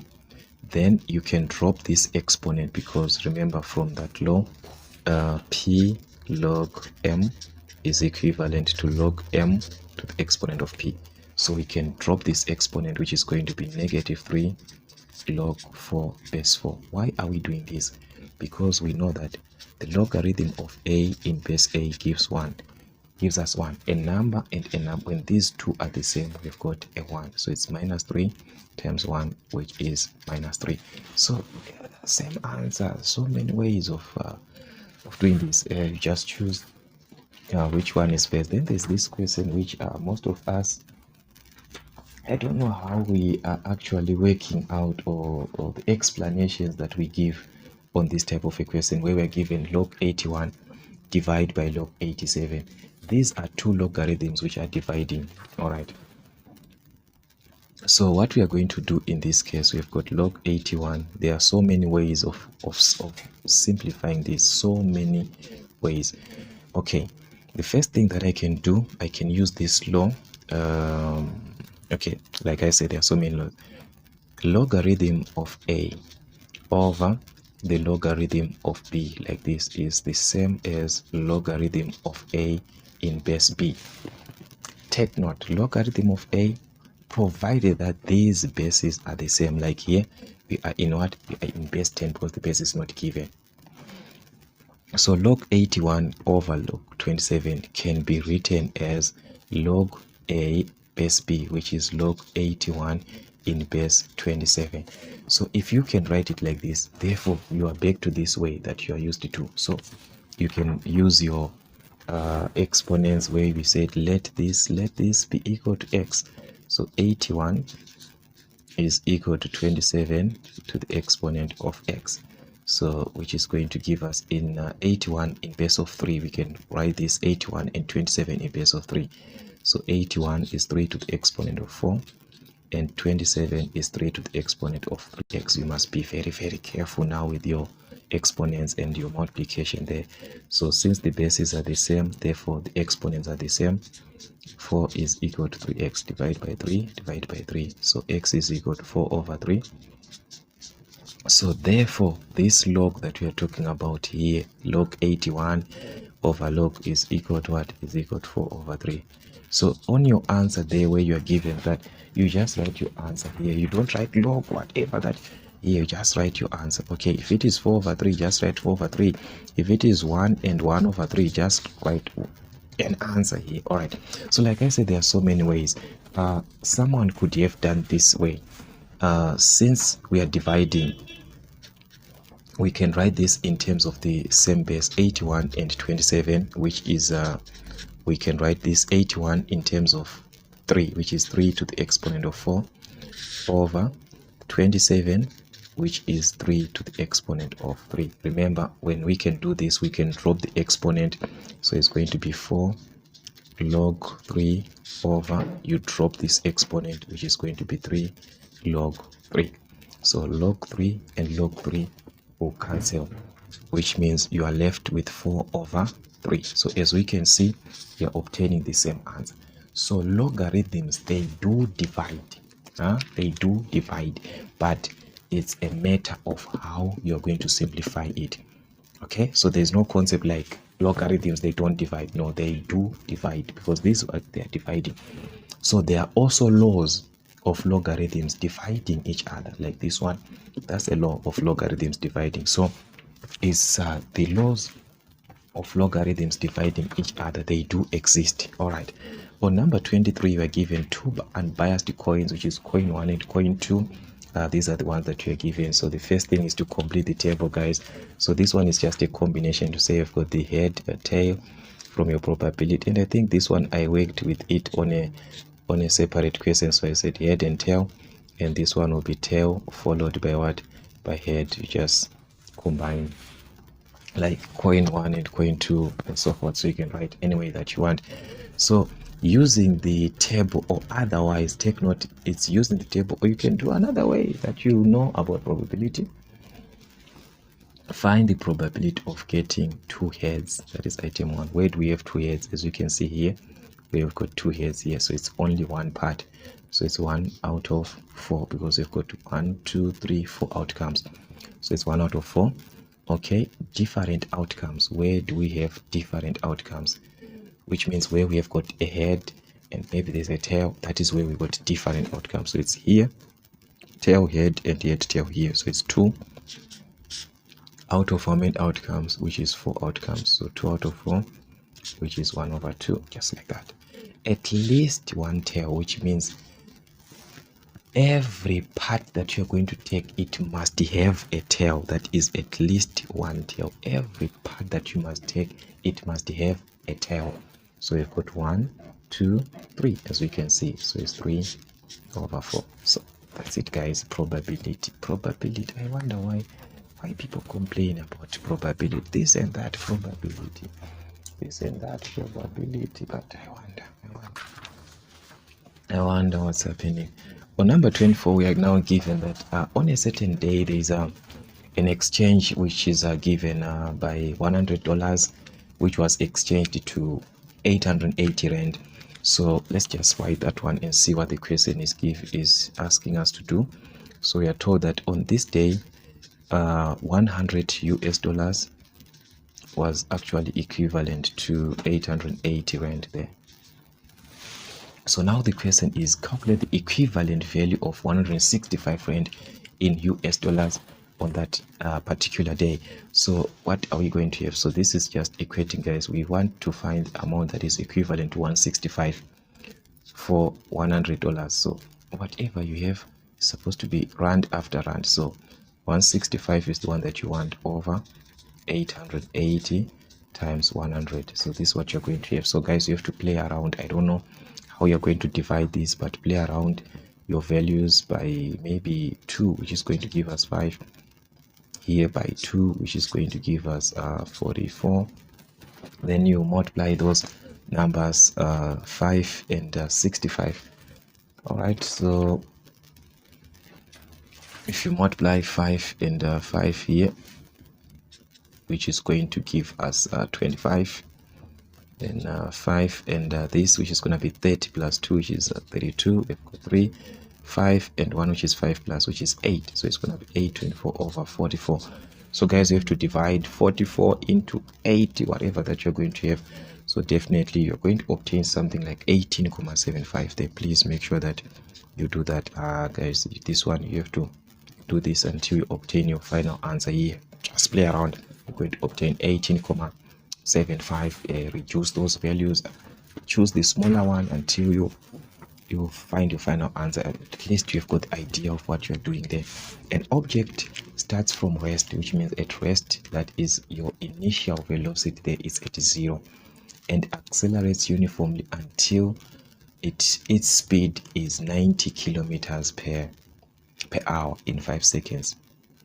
Okay, we shall talk about this. The first question is to express 90 kilometers per hour in meters per second. Okay, so there are so many conversions that you can do, but remember, guys, there is this conversion that I told you that in a, because this is 24b, this is now b item 1. Okay, remember I told you guys that in a meter per second it is equivalent to 3.6 kilometers per hour. So if you know this conversion, you're able to work out any question, or you can do all those long way or long procedure. But just knowing this, in a meter per second, we've got 3.6 kilometers per hour. And what do I want to convert? I want to convert 90 kilometers per hour in or to meters per second. So what is my 90 kilometers per hour now in meters per second? I do not know. So it's simply what I'm given, 90 over 3.6 times 1 meter per second. My answer is now in meters per second. So which means I have to play around this, just to remove this comma, multiply by 10 over 10. Remember, I've got 1 decimal place. So 90 times 10, that's 900, and 3.6 times 10, which is going to give us 36, which is in meters per second. So guys, you have to play around this. I don't know what you're going to have, but maybe by 6 here, we can have 6 by 6 here, which is actually 1 remainder 3, which is into 30 here, which is 50. So you've got 150 over 6, which is going to give us this is by 6, guys. So we move on again, 6 into this 5 into 15. which is into 12, that's going to be 2 remainder 3 into 30, which is 5 meters per second. So guys, as you can see, it's a matter of playing around. So this is like our final velocity of 25 meters per second, which is the one that they wanted us to convert. Then calculate the acceleration of the object of an object in meters per square second. Take note that acceleration is simply a change in velocity over a change in time. That is acceleration, the change in velocity over a change in what? In time. So our velocity, when we say change in velocity, is simply final velocity minus initial velocity, which someone can write as v2 minus v1. That's a change in velocity. So which means we started from rest, that is at 0, that is your initial, then final up to 90 kilometers per hour, which we said in meters per second, it is going to give us what? 25 meters per second as our final velocity. So the change is going to be 25, where is our final minus initial, over the change in time, of which the time frame which was taken there is 5 seconds. So we took 5 seconds. So 25 over 5, that's going to give us what? 5. And this is in meters per square second, which someone can write it as 5 meters per square second in this way, or like this part here. That's meters per square second there. Then on number 25, which is a circle geometry, this type of a question, remember circle geometry, guys, it depends with the question that you're given. It's not like you're going to have a question like this in another exam or so forth, no, but you have to apply the same concept. So here we are given the points on the circumference of a circle with center O. So take note, O is the center, so we have to apply what we know, the theorems about the center, where we know that whenever this one OD is our radius, so a radius and a tangent meets at 90 degrees, because we are given a tangent T S through this one, it's a tangent, so which means here we are going to have 90 degrees. So 90 minus 50 degrees, we are going to have 40 degrees in between here. Also, angle between a tangent and a chord, if you are to hold this chord DC, there's an angle between this tangent and this chord is going to be equal to the angle in the opposite segment, which is at B there, which means at this point B, this whole of B, this angle is 50 degrees. So guys, all these you can actually apply them. Also, we know that this is a triangle which is made of radii, that is OB, OD is a radius, OB is a radius. So these two, they are actually equal. So if this is 20 degrees, therefore this is also 20 degrees. So you can play around this, but we say this whole of this angle is what? Is 50 degrees, and this is 30, which is going to remain here. So this one is going to be 30 degrees here. So you can fill everything if you want. Here we can find this whole angle at O there. Why? Because we know angles in a triangle, they add up to 180. So 180 minus this 20 plus 20, which is 40. 20 plus 20 is 40. So which means this angle is going to be 140. This whole. So guys, there are so many ways. Okay, let's quickly run through. Calculate DBC. Okay, that's DBC. So as you can see, DBC is already there. We said it's 50 degrees. This one is already there. What about DOC? DOC, this one. All right, DOC. This is our DOC. How can we obtain this? Okay, DOC, there are so many ways which are gonna just subtract 90 minus what? 90 minus 40 degrees. Because we have got, in this case here, what can I say? Because we need this angle. So there are so many ways that we can do to find out this. Remember, this angle, this slide, and also this side, they are equal. So I can also put this from O to C, from O to D. Remember, we say this is 40, so this is also 40 here, base angles. So to find this angle, we can actually work with base angles. Say angles in a triangle, they add up to 180, so it's 180 minus 40 plus 40, which is 80. So 180 minus 80, which is 100. This is going to be 100 degrees. That's DOC. So our DOC here is going to be 100. So like, I I said, guys, there are so many ways. So we've got our DOC there. That is what we have. I don't know if they can be anything. All right, so we've got 100 in this case. Then we've got ODC, which is 40, which means there was supposed to be another way of just finding this DOC. All right, there was supposed to be just an easier way. I don't know, guys, if you find anything that is easier that you can use, because it seems like there was another way. Because this one, you see, now we are calculating this angle now later on, which is already we calculated this, which means there was supposed to be another way. Like circle geometry, you answer, guys, according to how you understand it anyways. And this is ABD, which is ABD, this one. Where can we have this angle here? Angles, remember I said this is 40 angles subtended by the same chord. Angle B and angle C, they are equal. So this angle here and this angle here, they're equal. So this is 40 degrees subtended by the same chord. So you need to know theorems. Then DAC, that's DAC, which is DA to C, this angle here. That's your DAC. So many ways, again, angle between a tangent here and a chord. So if this is 50 degrees, this is also 50 degrees, or angle subtended by the same chord to CD, which gives us this 50 here. Because if we are to hold this CD here, it gives us angle at B. So this is the same angle also at A. So you can apply theorems, you can apply this and that.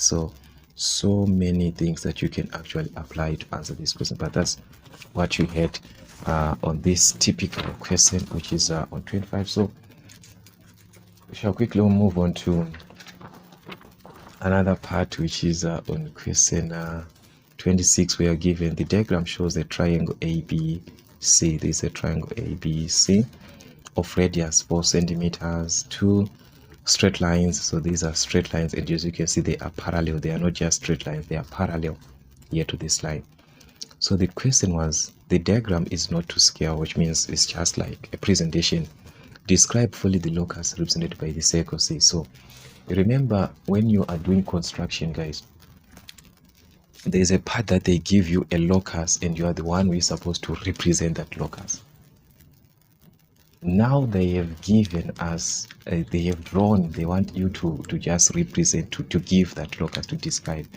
So what can we say about this circle at C, which is the circle C here with the radius C? So it is the locus of points which are 4 centimeters from C. That is from the locus of points. Remember, when you define a circle, we say locus of points which are equidistant from a fixed point. But here you are given that distance. We are not going to define it like that. You are going to say locus of points which are 4 centimeters from C.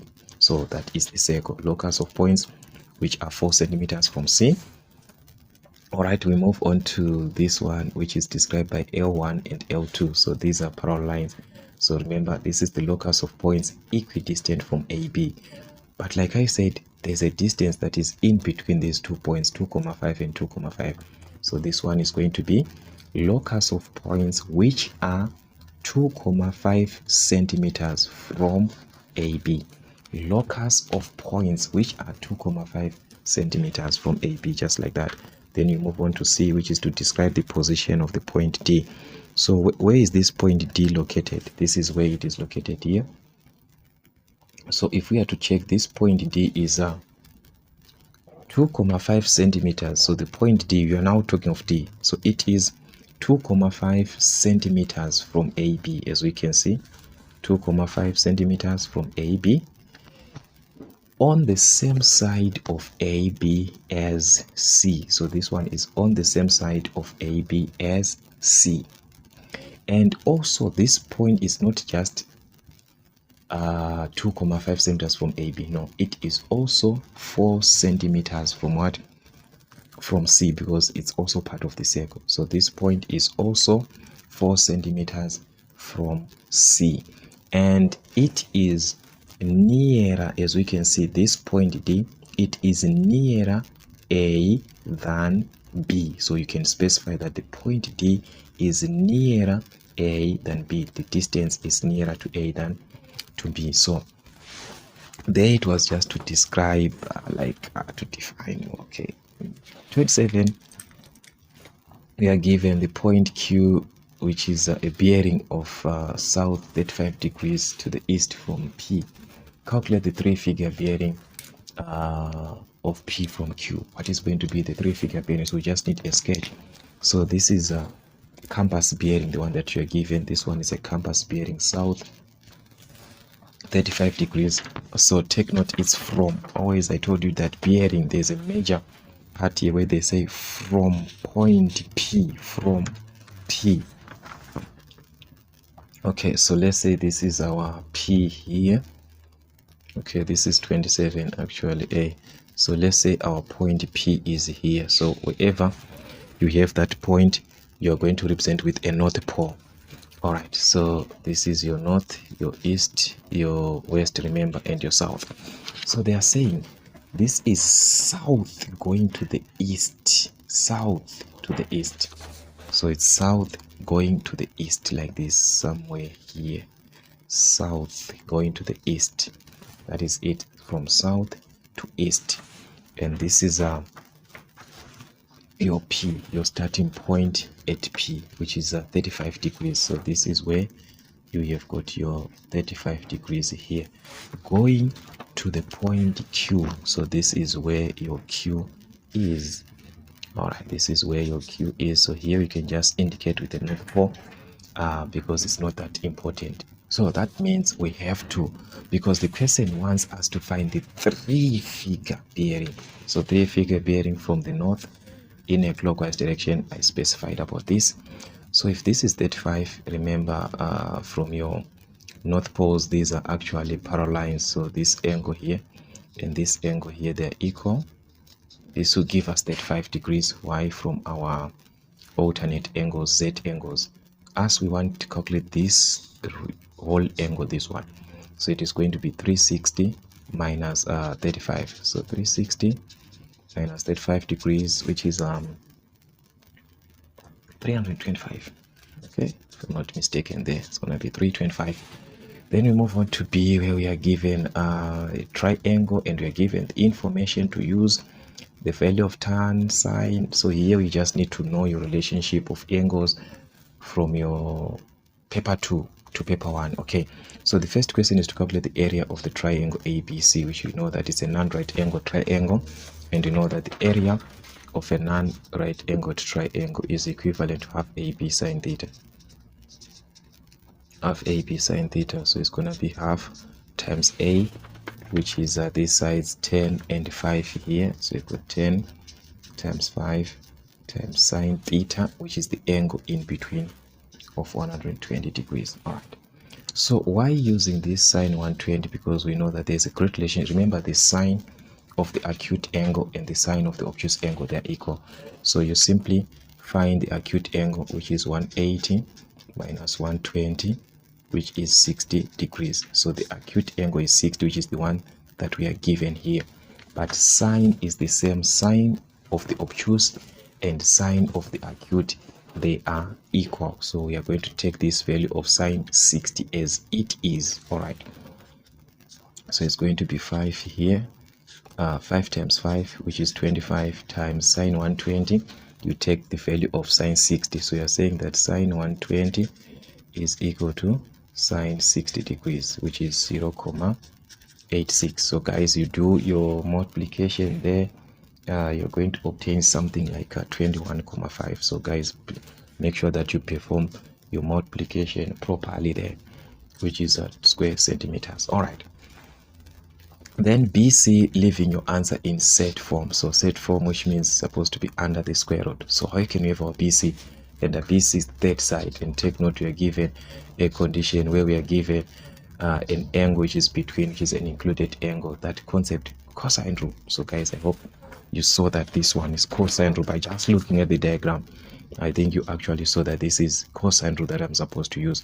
So we want to calculate BC squared. So remember, the formula is going to be the square root now I have already put the square root, so which means I'm not going to put this because I already put the square root. So it's going to be a squared plus b squared minus 2bc cos a. So this one is just a formula. If you use it as bc, then you put the square root. If you use it bc squared, then you don't put the square root. Okay, so just like that, guys, where I told you a and b are the sides which are creating the angle, which is 5 and 10 or 10 and 5. So it's gonna be 5 squared plus 10 squared minus 2 times 5 times 10 times cos a, which is the angle in between the sides, and we've got an angle of 120 degrees. This time is different with the cos, what we had on sine.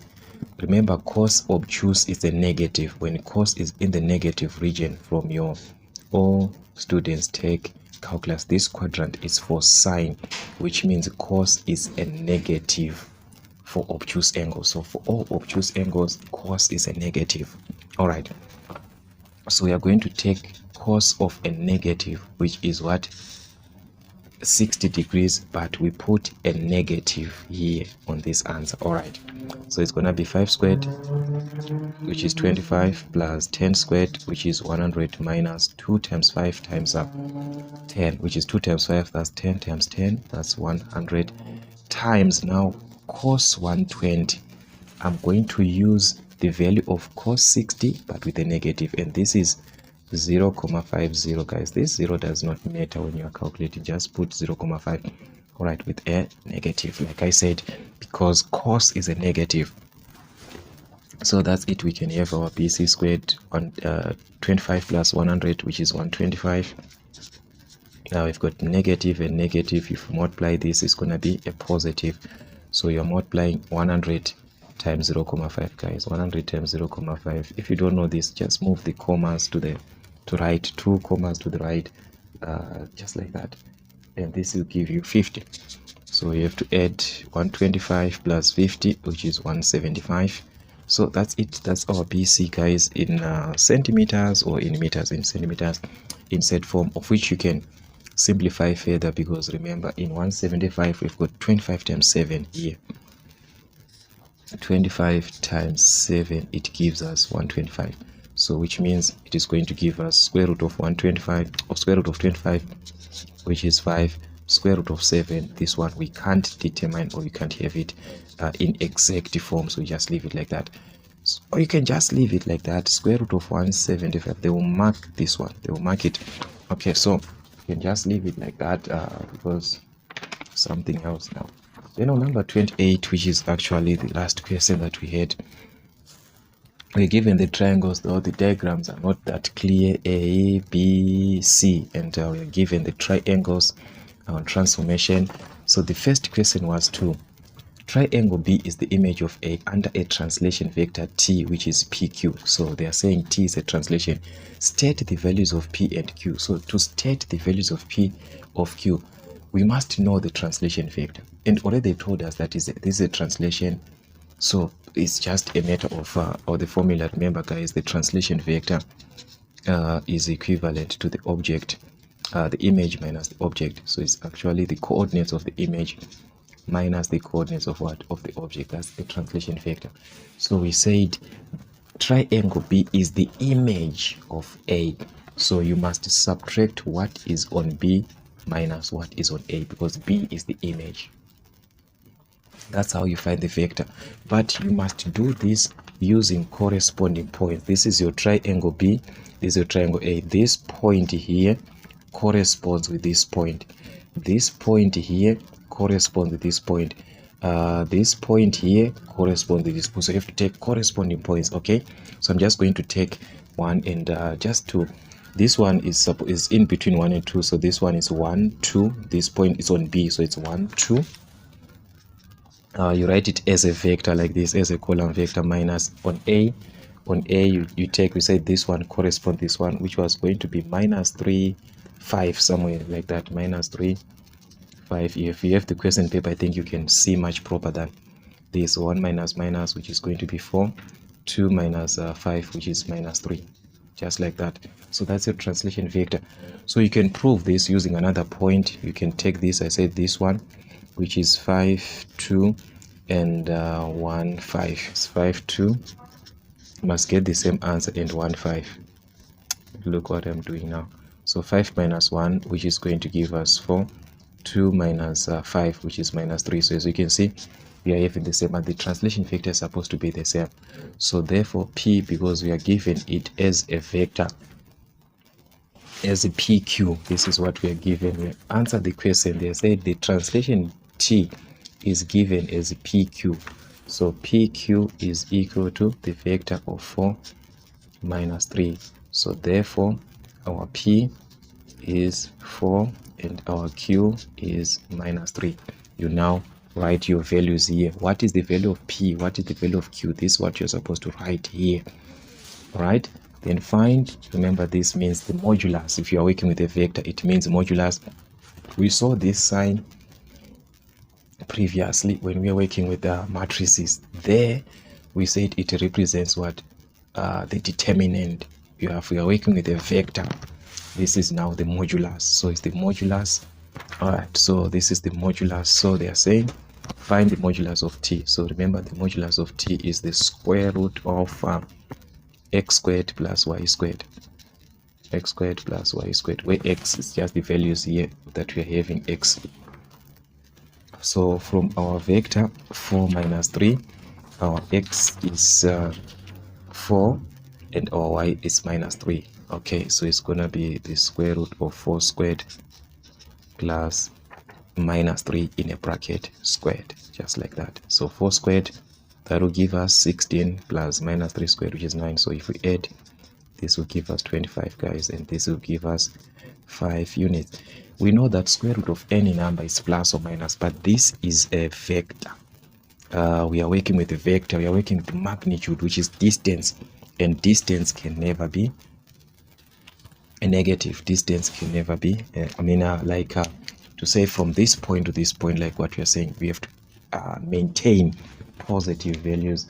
That is just the idea there. Then last question now is to see where you're given triangle C is the image of triangle A under a transformation M. Describe fully transformation M. So C is the image of A. That is, this C is the image of A. So what you do is just to make sure that you mark or you join the corresponding points properly. So this, because of what we are doing here, it's not, or the diagram actually is not clear, but these points, they were in the same line, as you can see. If we join these and also these ones, they are in the same line, because these are congruent figures, isometries. So you are thinking of translation, reflection, or rotation, and so forth. All right.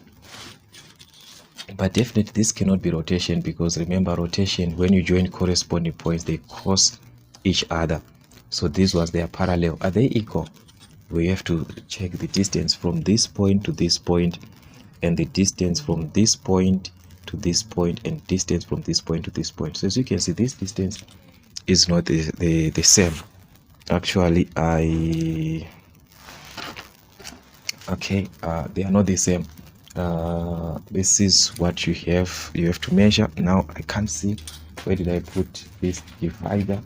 We're supposed to use a divider there to locate, to see if they are the same. But anyways, you are going to measure, but they're not going to, but just even mere looking here, you see that they are not the same. So which transformation? That is isometries, parallel lines of an equal length. Remember, that is a reflection. We talked about these transformations. So this one is a reflection, so you can just describe that it is a reflection. That's the first point on B. So this one, it is a reflection. All right, what else do we need on the reflection? Remember, on the reflection, we need the equation of the mirror line, where I told you that the equation of the mirror line, you bisect one of the corresponding lines, because once you bisect, that is going to be your mirror line. But in this case, it's an advantage, because we are working with lines which are horizontal line. This is a horizontal line, so you can easily see where this line is going to bisect, like into two. You just divide this line into two, like if you move this one box here, okay, where these two, they are going to meet at this point. So definitely, if we bisect, our line is going to pass at this point here. So you're going to bisect this because I don't have that thing now, but this is what is going to happen. It is going to pass through this line. That is, you have bisected this. As you can see here, there is equal distance from this point. Here there is also equal distance from this point to this point, this point to this point, from this point to this point, from this point to this point. We've got 2 units. That is to bisect. So this is your mirror line which separates this shape to this shape with equal distance. So now what is the equation of this line? Because we need the equation of the mirror line. So this line is going to pass at a point where x is equal to 2. So its equation is x is equal to 2. So that is going to be your equation of mirror line. So that's how you find the equation of mirror line. You just bisect. If we had instruments, I could have explained in a better way. So you write equation of mirror line. So you have to write this equation of mirror line, x is equal to 2. So that is what we had on this particular question. So guys, as we can see, these questions, all you need is to prepare working on topics. So now as you are working with this, it's not like this is the first question paper that you have been working with. So many question papers that we have done. So it's just an additional that we have to those question papers that we have worked before. So we can at least revise towards the exams which are ahead of time. We do not have time left. We do not have enough time, but we have to prepare. So that's, guys, for Maths on African Motives, working on O-level mathematics, Zimsec, till we meet again.